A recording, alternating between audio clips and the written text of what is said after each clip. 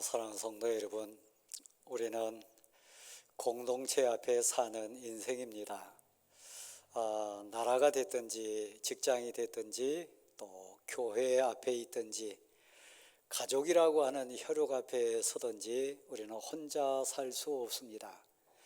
더불어 살아야 되는 우리 인생의 원리 따라서 내가 맡은 사명, 내가 감당해야 될 사역, 또 내 역할, 또 나로 통해 증거되는 귀한 가치의 의미를 얼마만큼 잘 활용하고 감당하고 고백하느냐에 따라서 복되고 가치 있는 인생 살았는지 아니면 헛된 인생 살았는지 우리는 스스로도 알고 우리와 더불어 사는 주변 이웃들은 알게 되어 있습니다.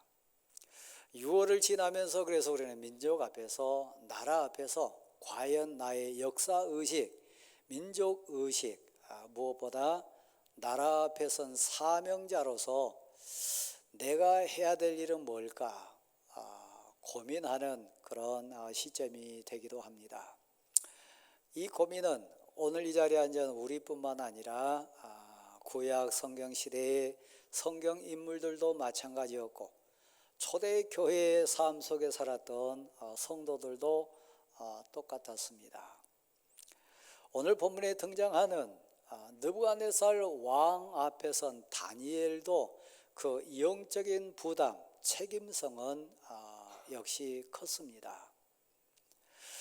어느 날 느부갓네살 왕이라고 하는 그 당대 바벨론을 통치했던 세계에서 가장 강력한 군주가 한 꿈을 꾸었습니다. 큰 나무가 있었고 그 가지가 엄청났습니다. 달려있는 이파리들도 울창했고 적어도 그때에 이 느부갓네살 왕의 위세와 그가 이루어놓은 세상적인 가치를 상징하는 부분이었기 때문에 그 크기나 또 그 열매의 수 다 헤아리고 표현되지 않았습니다마는 엄청난 그런 규모의 나무였고 열매였고 이파리들이었습니다. 그가 꿈을 꾸면서도 환상 가운데 그것을 보면서도 야, 대단하다, 너무 좋다, 화려하다, 스스로 생각해도 자랑스럽게 여길 만큼 엄청난 그런 나무였습니다. 그런데 좀 있다 보니까 한 순찰자가 심판하는 심판자가 나타나서 그 나무를 잘라버렸습니다. 그 울창하고 아름답던 가지들, 탐스럽던 열매들 흔적 없이 다 사라졌습니다. 덩그러니 구루터기만 남아 있었습니다. 어젯밤에 혹시 꿈 꾸셨나요? 지금도 그 꿈이 아른아른하고 교훈이 된 분 계십니까? 분명히 꿈은 꾼 것 같은데 생각나지 않으신가요? 그건 개꿈입니다. 그러나 오늘 본문에 등장하는 하나님의 사랑, 하나님의 은혜 가운데 그때 온 세계를 주관하는 이 느부갓네살 왕을 통해서 하나님의 뜻, 하나님의 사랑과 하나님이 영광 받으실 것에 대한 하나님의 계획함이 있었기 때문에 느부갓네살이 밤에 꾸었던 꿈은 사라지지 않았어요. 흐릿하거나 긴가민가 하면서 겹치지 않았어요. 더 또렷했어요. 더 두려움이 몰려왔고 이것은 예사 꿈이 아니라 분명한 내 인생을 비추는 꿈이겠다, 환상이겠다, 더 또렷하게 다가오기 시작했어요. 여러분 가운데 그런 분 계신가요? 방법은 다양합니다마는 하나님이 나를 사랑하셔서 나를 교훈하기 위하여 내 인생을 변화시키기 위하여 어떤 사람에게는 사라지지 않는 꿈을 통해서 교훈하는 방법도 있습니다. 하나님이 작정하시고 주신 꿈이시기 때문에 그것은 결코 잊혀지거나 사라지지 않는 꿈입니다. 느부갓네살이 그런 은혜를 입었다는 얘기입니다. 느부갓네살 왕 입장에서 보면 이것은 기회였고 복이었습니다. 그 꿈은 세상의 모든 박사들, 모든 술사들, 지혜 있다고 하는 자들을 통해서 해석될 수 있거나 풀어질 수가 없어서요. 그것은 하나님의 뜻이니까요. 세상 가치로 풀어낼 수 없는 하나님의 교훈이고 하나님의 마음이었으니까요. 여러분이 누굽니까? 가족 앞에 섰을 때, 직장 동료 앞에 섰을 때, 이 역사와 민족 사역 앞에 섰을 때 여러분 어떤 인생이라고 스스로 자리매김하고 있습니까? 성도가 누군가요? 예수 믿는 나는 누군가요? 특별히 저 세상 사람들 앞에 섰을 때 나는 그들 앞에 어떤 존재인가요? 오늘 본문에 있는 4장 8절 말씀이나 뒷장에 있는 5장 14절 말씀에 보면 이 느부갓네살 왕과 바벨론 역사 앞에 있는 다니엘이 누군가에 대한 이야기가 나옵니다. 그를 아는 인생들이 그렇게 표현했어요. 그에게 은혜를 입었던 주변 사람들이 그렇게 평가했어요. 다니엘을 통하여 하나님의 뜻이 분별되고 하나님의 뜻을 전달받았던 은혜 입은 자들이 하나님의 사람 다니엘을 그렇게 지칭했습니다. 이 다니엘 심령에는 거룩하신 이의 영이 임재하도다. 이 사람 다니엘은 보통 인생이 아니라 거룩하신 이의 영이 역사하는 능력이 있는 하나님의 사람이라. 하나님의 영이 임재하는 사람이다. 그래서 그는 총명하다. 그는 풀어내지 못할 문제가 없고 알아맞혀내지 못하는 것이 없는 꿈의 해석가가 그다. 그래서 그에게 도움을 많이 받았다는 얘기입니다. 그를 통해서 하나님의 두렵고 무서운 심판도 체험해봤다는 얘기고 하나님이 무엇을 기뻐하시고 무엇을 미워하시는지 하나님이 세운 하나님의 사람 다니엘을 통해서 그들은 삶으로 체험해봤다는 얘기입니다. 이쯤에서 여러분에게 한번 여쭤볼까요? 여러분 가정에, 여러분 일터에, 우리가 사역하는 이 교회 사역 위에 하나님이 당신을 통하여 역사하시던가요? 나도 이해할 수 없고 나도 설명할 수 없는 부분이지만 내가 기도 무릎을 꿇었을 때 감동이 임하고 세상 가치로는 설명할 수 없는 능력과 권능이 내게 임재해가지고 희한하고 신비하게 그 문제가, 그 기도 제목이 나를 통하여 역사하는 체험, 고백이 있나요? 그러면 하나님의 사람 맞습니다.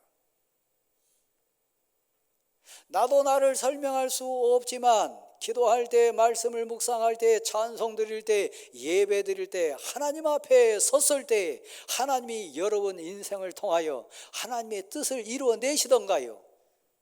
그래서 여러분 입술을 열어가지고 여호와 나의 하나님은 위대하시다 감격 속에 선포하고 고백하면서 찬송해 본 뜨거운 경험이 있으신가요?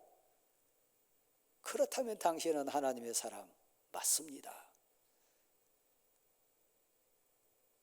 꿈을 해석해 주시던가요? 말씀이 분별되고 깨달아지는 믿음의 눈이 열리던가요? 하늘 음성이 들리는 믿음의 귀가 뚫리던가요?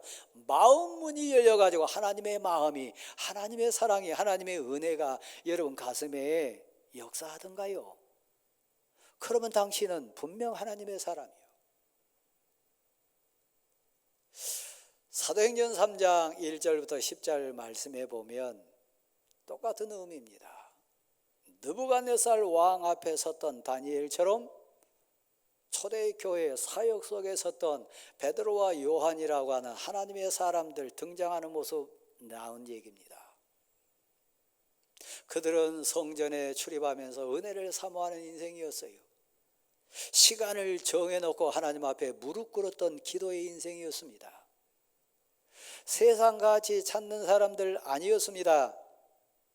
세상 돈을 자랑하거나 세상 권력이나 세상 배경을 내세우면서 하루하루 기쁨을 누리며 살았던 사람 아닙니다. 근데 어느 날 성전을 지나갈 때 거기에 앉아있는 불쌍하고 안타까운 한 인생을 봤어요. 어찌 보면 세상 인생들이요, 더 심하게 표현하면 성전문에 앉아서나 아직 온 마음 정성 뜨거운 신앙 고백 가운데 찬양해보지 못하고 여호와 하나님이 위대하신 나의 왕이시라고, 하늘 왕이시라고 고백해내지 못한, 성전 안에는 들어왔지만 아직 그 체험이 없는 우리들 가운데 당신일 수 있어요. 태어나서 지금까지 한 번도 일어서지 못한 앉아있는 인생입니다.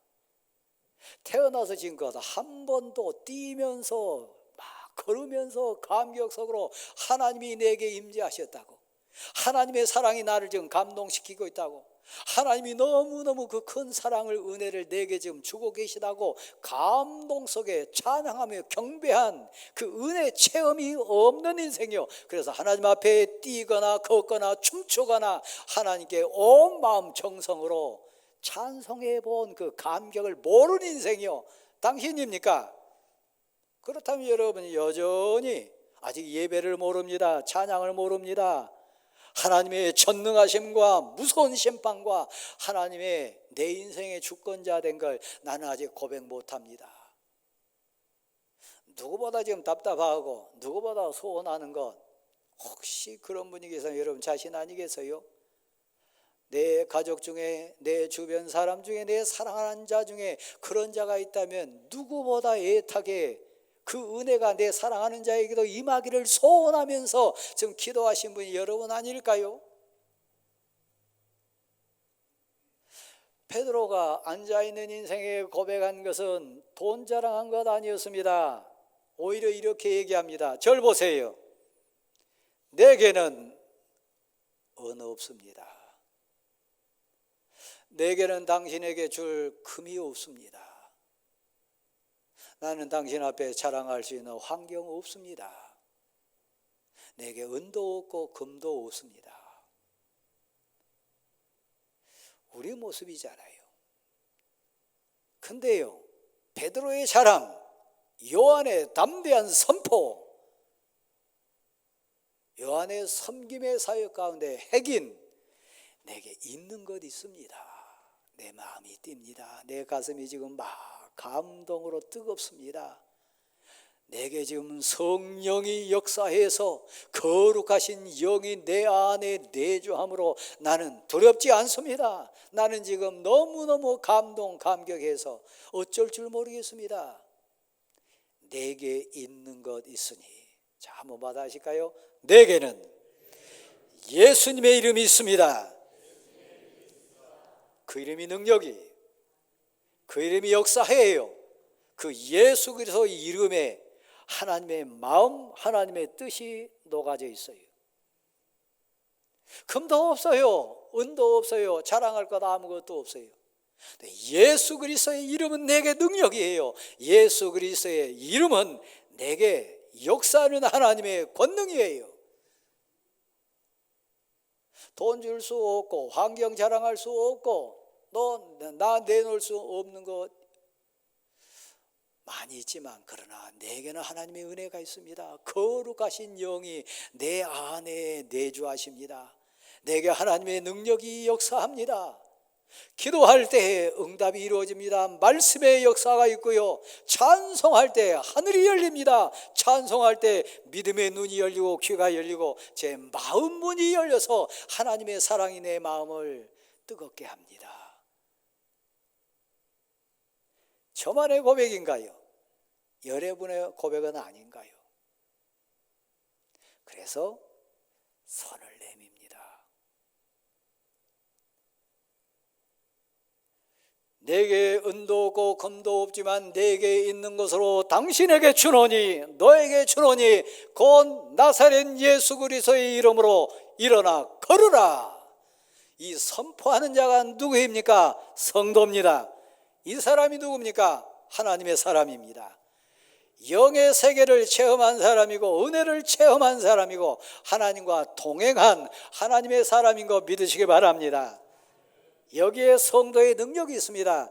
여기에 교회의 권세가 있고 여기에 예배의 감동이 있습니다. 찬송의 은혜가 있습니다. 그래서 여러분, 나아면서 한 번도 그런 뜨거운 감격과 고백 속에 하나님을 찬양해 본 적 없는 앉아있던 인생이 일어나서요, 막 걷기도 하고 뛰기도 하면서 예배 자리에 나갑니다. 하늘 하나님께 내 인생의 주인은 나의 왕은 하늘 왕이십니다. 하나님이십니다. 고백하면서 그가 뭐가 두렵겠어요? 그가 뭐가 부럽겠어요? 그가 뭐가 소원이 있겠어요? 하늘 왕을 나의 왕으로 모셨는데요, 한 번도 일어나지도 걷지도 못했던 인생이 하늘 임금이 내 인생의 왕이 되셔가지고 나를 걷게 하셨는데요, 나를 이렇게 세우셨는데요, 나의 주인으로 그분이 찾아오셨는데, 겉신앙, 헛된 신앙, 은혜 없고 능력 없는 신앙, 우리가 극복하기를 원해요. 하나님은 느부갓네살 왕에게 사랑을 주셨어요. 특별한 은총을 주셨어요. 왜 하나님이 느부갓네살 왕을 모릅니까? 그의 교만을 왜 모릅니까? 그의 위세 당당한 세상 가치 풍성한 자랑한 것을 왜 하나님이 모르시겠습니까? 다 아세요. 그런데 웬 은혜인지 모르게 세상 것 다 가졌으나 그것 갖고는 그 행복 아니에요. 제가 보는 바는 여기 앉아 계신 분 중에 귀한 분들 많이 계세요. 적어도 세상 가치로 보면 대단한 분들 많이 계세요. 그것 갖고 안 돼요. 그것에 참 행복 없어요. 그거 자랑할 수 없어요. 그거 영원하지 않아요.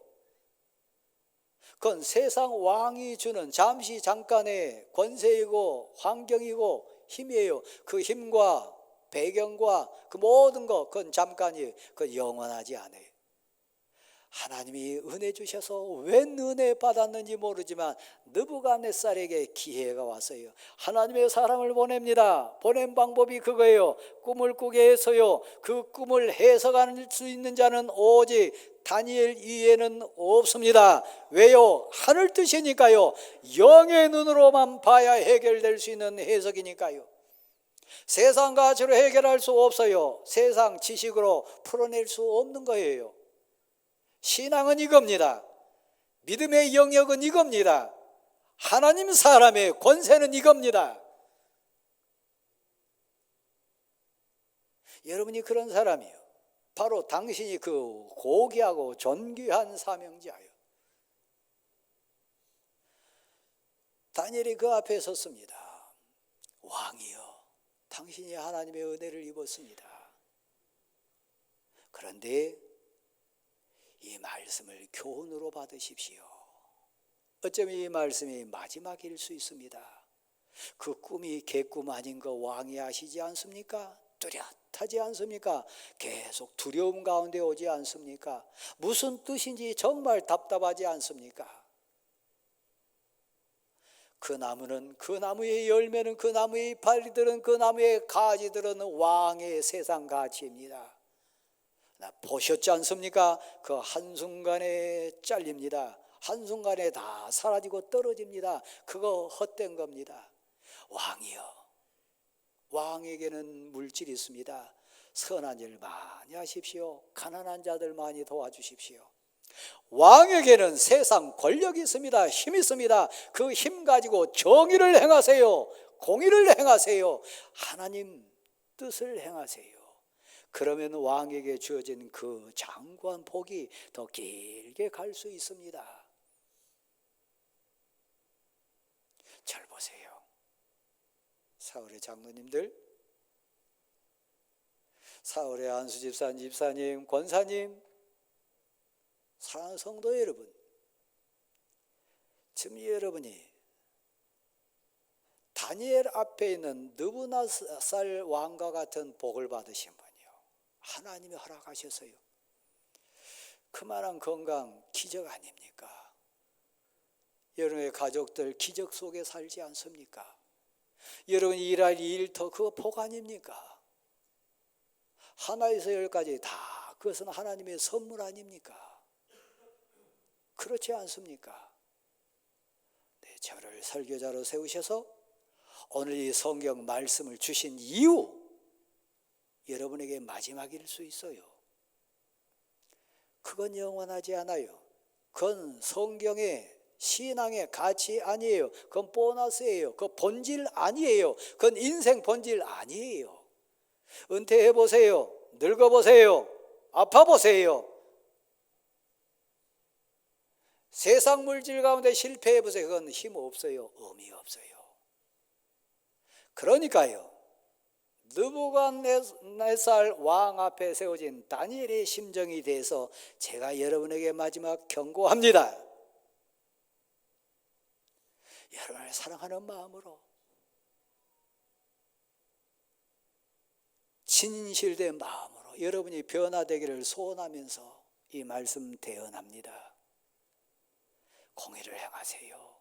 선을 베푸세요. 겸손하세요. 하나님의 은혜를 고백하세요. 그리고 세상 왕이 아니라 여러분 가슴에 꽈리를 들고 있는 세상 왕을 밀어내고 하늘 왕을 모시세요. 애절한 마음으로 얘기했습니다. 근데요, 12달이 지나도록 느부갓네살 왕은 순종하지 않았어요. 결단하지 못했어요. 제가 일부 예배도 한번 여쭤봤습니다. 여러분이 마음속으로 대답해 보세요. 우리 정 집사님, 다니엘을 보내신 분이 하나님입니다. 다니엘 하나님 앞에 섰습니다.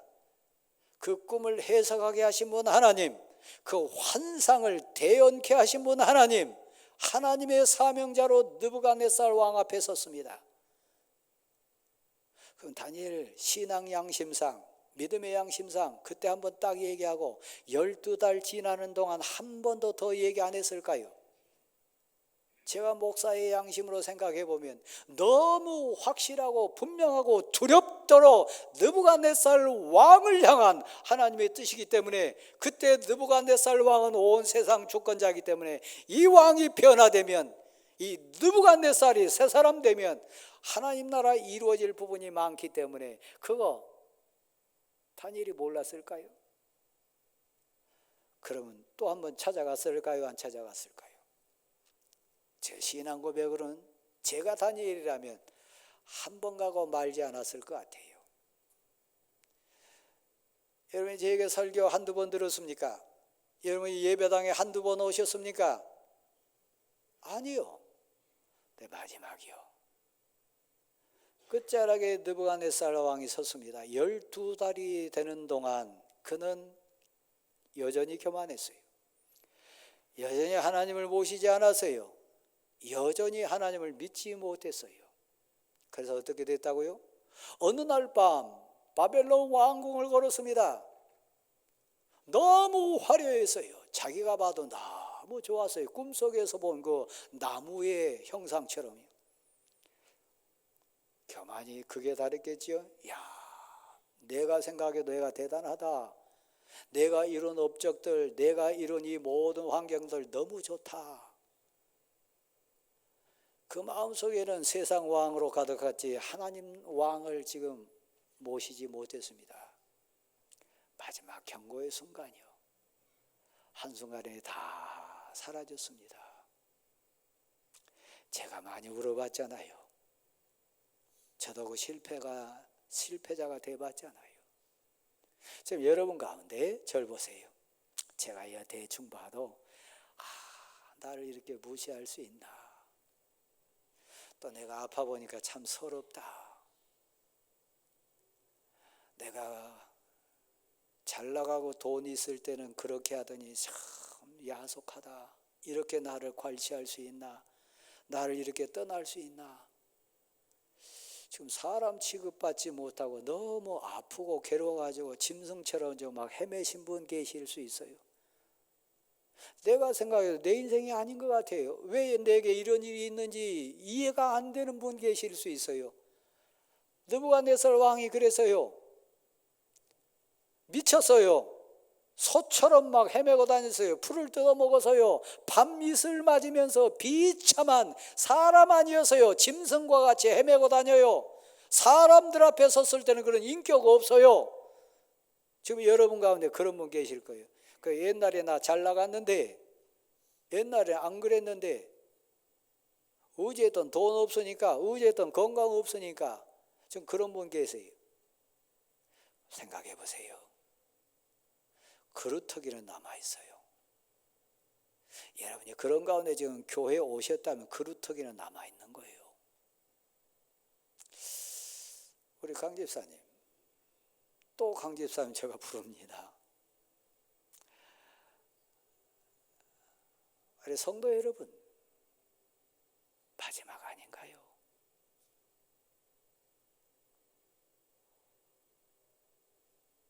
짐승처럼 헤매고 다닙니다.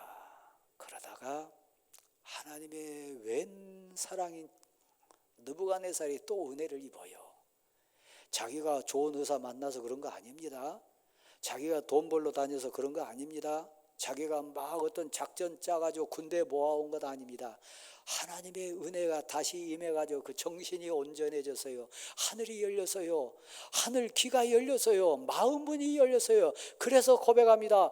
와, 내가 왕이 된 것은 하나님이 주권이시구나.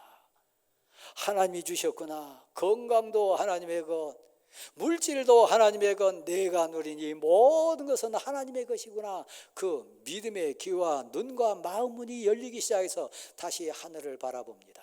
오늘 이 시간에 여러분에게 이 고백이 있기를 소원합니다. 하나님이 주인이시구나. 그랬을 때 모든 것이 회복됩니다. 신비해요. 놀라워요.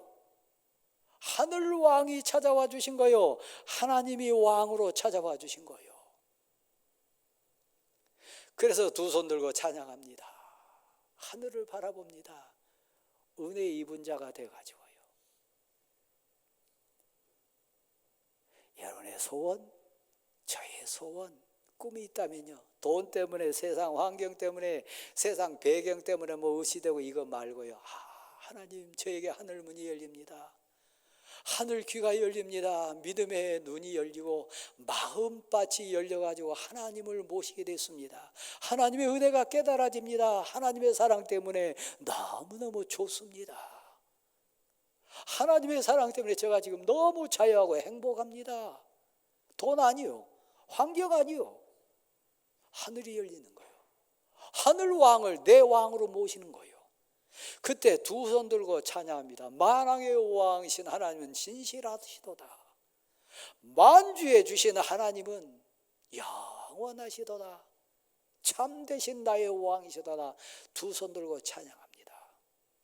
우리 찬양대원들 찬양의 그 수준 이뤄야 되지 않겠어요? 잃었다가 얻은 감격, 죽었다가 살아나는 감격, 그 고백으로 선포해야 되지 않겠어요? 그 사람이 내게 은도 없고 금도 없지만 내게 있습니다. 예수 그리스도의 이름이 있습니다. 예수 그리스도의 이름은 능력입니다. 예수 그리스도의 이름은 역사하는 힘입니다.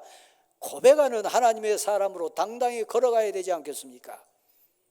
우리를 보는 주변 사람이 저 사람에게는 거룩한 이의 영이 거하시도다. 저 성도에게는 하나님의 능력이 역사한다. 희한하다, 신비하다, 그런 평가가 있어야 되지 않겠습니까?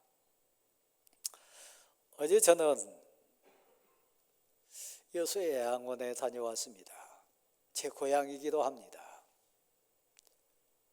시간 제약 때문에 두 가지만 우리 성도들하고 꼭 나누고 싶은 현장 체험이 있습니다. 여기 키 크신 분들은 절대 이해 못할 부분입니다.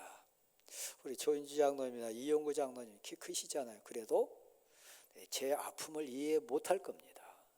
제가 키가 작으니까 버스 탈 때, 엘리베이터 뒤에 탔을 때 군대에서 훈련 받을 때 하늘 이렇게 지나가는 각계 전투할 때 그 키 작은 사람이 당하는 슬픔, 아픔, 이 권중우 집사님 웃으시는데 절대 모릅니다.